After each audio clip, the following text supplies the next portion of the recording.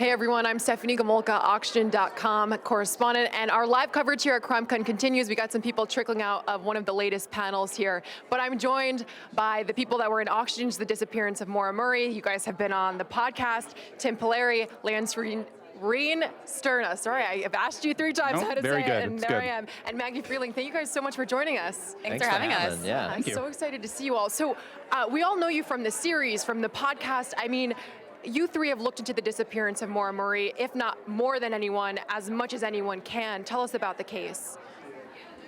You guys, go ahead. Sure, yeah. I mean, Tim and I started looking into the case like 3.5 or 4 years ago. And it wasn't so much the disappearance, which is fascinating. Her disappearance is fascinating, but what really drew us to the case was the really passionate, rabid community that were at the beginning parts of like the citizen detective experience that's going on right now. We had never seen anything like that. So we actually wanted to make a documentary about the people who were looking into the case. And the more we started looking into that, and the more we started to uncover and talk to people, Tim had a podcast at the time, and we thought if we start a podcast about Maura Murray, maybe that would raise awareness for the case and raise awareness for our documentary. And we didn't realize how that was just going to spiral at that point. Yeah, and the goal was to get to talk to more people who are looking into the case, and it worked. But the podcast quickly became a thing of its own, you know.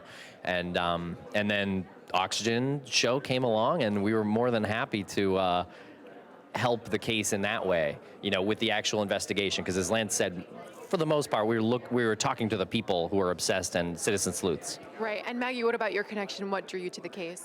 So I actually went to UMass. I was only a few years younger than Mauras, so I had been connected to the case for a really long time, and that's kind of how I got involved in the documentary, and I was a fan of these 2. I totally fangirled out the first time I met them. Yep. It was really awkward. It's still awkward, actually. It's still really awkward. Still really awkward.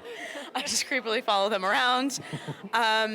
But yeah, so I felt a strong connection because I knew the drive she had done. I also owned a Saturn. Like, I just felt very connected to Maura and her experience there. Yeah, and I just want to let you know, there's even people on our staff, let alone some of our viewers, who are obsessed with you guys just because of the work that you've done on this special. So many people, I mean, we've seen all of the work that Auction has done, obviously, since we're working on the series, but they'll walk out and say, you know, the disappearance of Maura Murray is my favorite because of you guys, and the work and, you know, the dedication you have to Maura's story. But just tell me about the case. Can someone walk us through, for someone watching at home that maybe isn't familiar with it? Sure. It was Monday evening at UMass Amherst in Massachusetts. Or I guess Monday afternoon. She left UMass Amherst and drove about 3 hours north to the White Mountains of New Hampshire, and where she spun her car out. There was a little bit of damage on the car, and a bus driver came by, asked her if she needed help, asked her if she wanted him to call the police for her. She said she already had, which wasn't actually true because there's no cell phone service at that spot, and it's still true today that there is no cell phone service at that spot. And this disappearance happened in 2004, so it's a while ago too. But at that point, Butch was the last person to see her. So it looks like when you start looking into the case, it looks like a drunk driving incident. There was alcohol in her car, and she was leaving a school to go. It looked like she was leaving a school to go party. And you have an abandoned car on the side of the road, and you have the police that show up, and all they're looking at is like, oh, someone probably was drinking and driving, and they spun off the road, and they bailed, and they'll come back. And they didn't realize the gravity of the whole situation. They didn't realize that 15 years later, there'd be no trace of her. And the more you look into the case, the more you're like, well, that doesn't make sense, and that doesn't make sense. And you peel back this layer, and it reveals another layer. And you even have the area that's there, like the White Mountains themselves. It's a really sort of, you can go there and you can hike and you can ski, and it's very fun for vacation. But if you're going up there to look for a missing woman, it's very ominous. Like, you have these mountains, and it's looming, and it's like, even the area lends to this, like, the reputation of the story. You know what I mean? You don't just go to anywhere. You go to the White Mountains. It kind of like swallows you. Well, and then it's like, it is a mystery and a mystery too. Like, why was she going up there? No one knows. We have still not been able to answer why and where was she going? Where was her final destination? And then what happened to her when she crashed? Right. And I think that's the biggest. Yeah, yeah. mystery there. And then, so you mentioned Butch. Can you just refresh my memory? Sorry about that. Was he Yeah. never a suspect, or did he? I think he was kind of looked at it at one point, possibly, because he was the last person to see her. But he was never charged. He correct? was, no, absolutely not. He actually one's called ever been police. Yeah, No one's ever he been actually charged called in the police case. too when he got home. So yeah, I think it would be a real tight timeline if he were to have done something to Maura. Yeah. It's just not realistic. Yeah. And he just said that Butch called the police. The neighbor across the street, she also called 911. So as desolate as that area is in general, Maura went missing in probably the most populated spot within, I would say, like 2 or 3 miles of that area. If she had gone like a mile either way, there wouldn't have been houses. There was like 4 or 5 houses right there, 2 of which called the police. The police showed up in a really like quick time. And I think it was from the first phone call to when they arrived. It was like six or 7 minutes that she went missing. Right. Just their response time was pretty rapid at that point, and she's gone. Yeah. Right in the middle of probably at least. There was the other house. The Mauras had eyes on her too. So there was 3 houses surrounding her, watching her, and then she vanished. Yeah, exactly. There's a description of her around her car. You going to the trunk, and and then everyone. It just seems like everyone turned around at the same time, and that's when something happened. And and that's like the frustrating thing, and that's why people get so passionate, because it opens the door for all sorts of possibilities. Yeah. We've heard all sorts of theories. Yeah. I want to talk to you a little. You've talked to family members, all the people closest to this case. If you were to talk about, who Maura was, can you just give us a description? I want her to be remembered as we have this conversation. Maura, she was really passionate. She was really funny. I interviewed her friends. There was a brief moment of her high school friends in the documentary, and they always talked about how funny and lively she was. And Fred always talks about how adventurous she was. They would go hiking, and there would be bears, and she didn't care. She was just a really spirited, happy, fun person. Not to mention whip smart. Smart. She got into West Point. She aced her SATs and then got into UMass's nursing program. Both very tough situations to get a part of. Yeah, and I just want to tell anyone watching back at home, if you're not familiar with the case, auction.com, head there. There's so many stories. There's links to what you guys have done in the past, and you can find more about the case and more about Maura there. But I also want to ask you guys, first of all, I can tell you're podcasters because you all have the mic super close, and we can hear you, which I'm sure if it's like someone that's in TV, we notice the mic's really low. So I just want to say that's amazing. I can tell. But I want to ask you, because you have this unique perspective of you've worked on, TV documentaries. I know, Maggie, you're a writer too and an investigative journalist, but you also do the podcast. Is there some kind of different approach for you guys when you're doing a podcast versus the documentary? Is there a different goal, or is there a different approach there? Oh yeah, I think the podcast is by far more intimate. We really feel like when we're doing the podcast that we're speaking right into your head, because people put in the earbuds, and we know that. It's a personal, intimate experience. Yeah, we're very aware. We're very conscious of that fact, and we're we're hyper aware of false information. We will do our best to not give a specific opinion on any case. We'll say oh, well, that seems possible. That seems like it could have happened, but. We're buddies with Billy Jensen, and he has a credo of how he goes about his work, and it's so true. You don't do certain things. You don't rush to judgment. You don't reach out to the family. You don't automatically apply guilt to police officers because they're not giving you information after you gave them information. So. I think we're hyper aware of things like that, and we know that people are listening.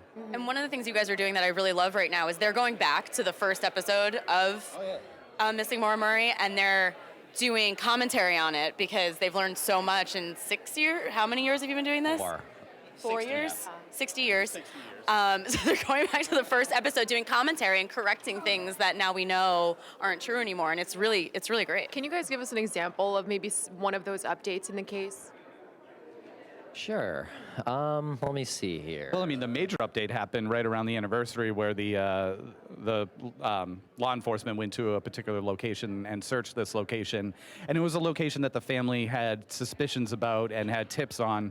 And it was the first time that the Attorney General came out and said, or the Attorney General's office had a representative, they came out and said, there's nothing here. And it was a really interesting moment because all of a sudden, you have the government officials in New Hampshire saying, like, looking at the pressure, feeling the pressure, and saying we have to go back to a place that we've already searched because the people won't stop. And the homeowners, they welcome them in, and they spend longer than an afternoon there. They spent the whole day there. They did cadaver dog searches, they did GPR, and they came out with a press conference and said, this is not a viable location anymore. This does, you know, which sounds like it could be a crushing defeat because it was a pretty solid lead. But what that does is it checks it off the list. So don't look at that anymore. You have energy to put into this case. Put that energy into somewhere else now. So that was, I think, the most major thing. And when we went up last summer and we searched a couple properties, we met some guys who do ground penetrating radar, and we went and we searched a couple properties that were, you know, in the rumor mill, and that was really nice to kind of check those off. And you check those off because there's nothing there. And you actually get to physically see that there's nothing there. And it's really interesting that we've done this for so long and we've heard all of the rumors about, oh, well, she's buried here or there's something here. You run ground penetrating radar and cadaver dogs and you find something that's anomalous under the surface and you dig, like you actually physically dig, and you look and it's rocks. And it's like, okay, it's not this. We have to move on. We have to check this off the list and move on. And it's interesting when it becomes real like that and not just like a rumor that's been emailed to you or on a message board. Yeah. And tell us about CrimeCon, what you guys have done this weekend so far. A lot of drugs. A blast. Just kidding. Scratch that. Yeah, we did a panel for Missing Alyssa yesterday, which is a great podcast about the disappearance of Alyssa Turney, and we joined Octavia and Sarah Turney, Alyssa's sister, and today we're doing a Missing Maura Murray live and a crawlspace live upstairs. Bruce Maitland is going to be there for the crawlspace. Bruce's daughter Brianna Maitland went missing in 2004 in Vermont, and he has a nonprofit called Private Investigations for the Missing that intends to fund exactly what it's called, private investigations for missing people. Oh, wow, that when that's leads amazing. are and resources are exhausted from law enforcement. Yeah, that's so important. And tell us about Crawlspace a little bit more. So that's the newer podcast from the first one, correct? Yeah, Tim and I started Crawlspace because we saw the impact with Missing Maura Murray, but we wanted to focus on other cases, and we were limited because Maura Murray's case just has so much information to it, and we were getting a lot of information, but we wanted to move on. We had been hearing about Brianna Maitland. We knew about Brianna's case, and it was like a month later, and it was about 90 miles away from where Maura went missing, and people wanted to know if those two were connected, and they really wanted us to talk about it, and that was a catalyst to Crawlspace. We were like, we should talk about Brianna. Well, if we're talking about Brianna, why don't we try to talk about other people? And since then, we've covered numerous cases: Brandon Lawson, Brian Schaefer, Brianna Maitland, and then we also started thinking about like the psychology behind the people who do crimes and what does that take, and we get people like Stephen Lampley on, and we had Nancy Grace on, and so it's like we do the cases, and then we pivot a little bit, and we do some investigative journalists. We've had Maggie on numerous times, and it's just a way to expand the whole crime genre for us. Yeah. Constantly evolving, for sure. So one thing I want to ask you guys, we have that booth over there, and attendees get to go over, they pick the Oxygen talent that they would call, and you guys are really part of the Oxygen family, let's just be real, but who would you call? So if you were booked and in jail, we don't know what the crime is, this is kind of on a lighter note, but there's Nancy Grace. Ice-T. Ice-T, okay. Down. Tell me why, is it just to meet him? He's the coolest. 100%, he would bail you out of jail, and then he would mess stuff up. You guys are gonna get so mad at me. I would call Art Roderick. You guys totally dropped the ball on that. I did drop Art's gonna be so mad at me. Don't tell him I said Ice-T. You kiss up. Yeah, exactly. I only want a U.S. Marshal pin, so I have one. You know I have one. And Art keeps promising me a U.S. Marshal pin, but he doesn't He's deliver. never gonna give it to Lance. No. Never gonna get it. We gotta maybe ask someone else. We'll get you that pin somehow. I feel like. Can I get a U.S. Marshal pin? U.S. Marshals we'll here? ask some fans or Can we get a attendees if pin? they can help you out on that one. Thank you guys so much for joining us. So excited to have you here and be here at CrimeCon and be able to talk to you guys about the case. We'll have more live coverage here at CrimeCon as day 2 continues. Be sure to